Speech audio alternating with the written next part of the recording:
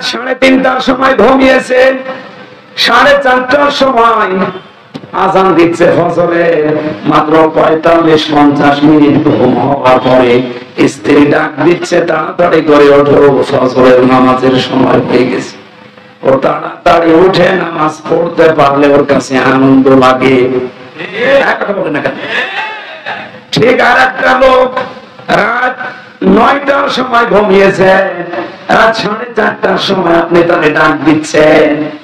8-9 ঘন্টা মরণের ঘুম ঘুমিয়েছে, ফজরের নামাজে ডাক দিলে এখনো পর্যন্ত বলে আমার ঘুম হয়নি, ডিস্টার্ব করবে কেন?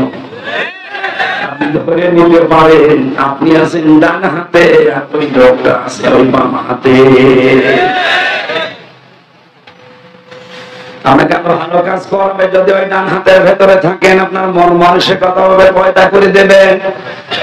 লা ইয়াস্তাবি আসহাবুন নারি ওয়া আসহাবুল জান্নাহ, আসহাবুল জান্নাতি হুমুল ফাইজুন। হে নবী, যে মানুষগুলো জান্নাতি আর যারা জাহান্নামী এরা কখনো সমান হবে না, এদের রাস্তায় আলাদা। আপনি কখনো তাদেরকে এক রাস্তায় চলতে দেখবেন না, এদের দুনিয়ার জীবনটাই পুরো আলাদা জীবনে চলবে। আজকে আসার সময় ফ্যান্টাসি কিংডম দেখাচ্ছিল এখানকার একজন, আর আমার বলছে এখানে এমন কোন কাজ নেই যেটা বৈধভাবে হয় না। মানে কাজটা সব বৈধভাবে হচ্ছে নাকি? ওখানে আপনি এরকম মানুষকে নিয়ে যেতে পারবেন পিটিয়ে?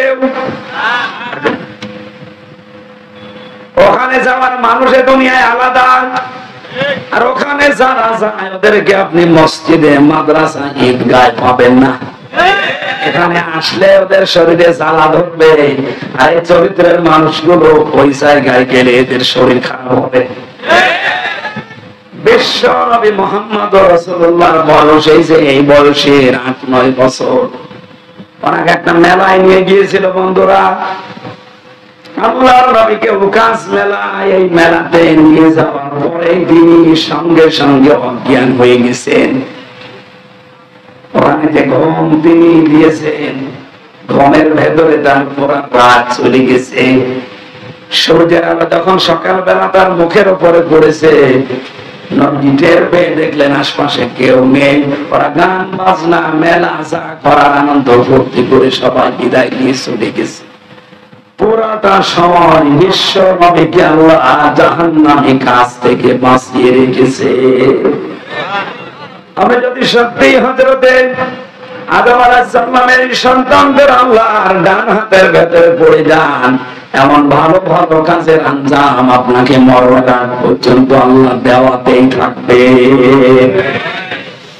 হ্যাঁ, এখানে কিছু নিয়ম নীতি আছে। আপনাকে ভালো ভালো কাজ পাওয়ার পরে শুকরিয়া আদায় করা লাগবে আল্লাহ। লাইন শাকারতুম লাযিদান্নাকুম ওয়া লাইন কাফারতুম ইন্না আযাবি লাশাদীদ। যদি আমার নিয়ামতের শুকরিয়া আদায় করো, আমি আল্লাহ এটা বাড়িয়ে দেব। নিয়ামতের শুকরিয়া আদায় আমরা বাংলাদেশের মানুষ একটা বুঝি কি, সেটা টুপি পর্যন্ত খাবারের পর একটা ঢেকর ধরে বলে আলহামদুলিল্লাহ, হয়ে গেল। কেউ যদি কোন নিয়ামত পাওয়ার পরে শুকরিয়া আদায় করে, ওকে 3টা বিষয় লক্ষ্য রাখা লাগবে। আমি যে কাউন্সিলর, আমি যে এখানকার প্রধান বক্তা, আমি যে প্রধান অতিথি, প্রত্যেকটা বিষয় আমার আল্লাহ বলেন ভালো হোক আর মন্দ হোক, প্রতিটি জিনিস আমার বান্দা বান্দীদের জন্য পরীক্ষা। সূরা ফজরের ভেতরে আল্লাহ এই তথ্যগুলো দিয়েছেন। ফামাল ইনসানু ইযা মাবতালাহু রাব্বুহু ফাকরামাহু ওয়া না'আমাহু ফায়াকুলু রাব্বি আকরামান। وَأَمَّا إِذَا مَا ابْتَلَاهُ رَبُّهُ فَقَدَرَ عَلَيْهِ رِزْقَهُ فَيَقُولُ رَبِّي أَهَانَنِ আমি মানুষকে ভালো কোনো কিছু দিয়েও পরীক্ষা করি, নিয়ামত গুলো দিয়েও তাকে পরীক্ষা করি, নিয়ামত কেড়ে নিয়ে অসম্মানিত করেও আমি তাকে পরীক্ষা করি। সুতরাং যারা ক্ষমতায় আছেন, এটা আপনার পরীক্ষার বিষয়।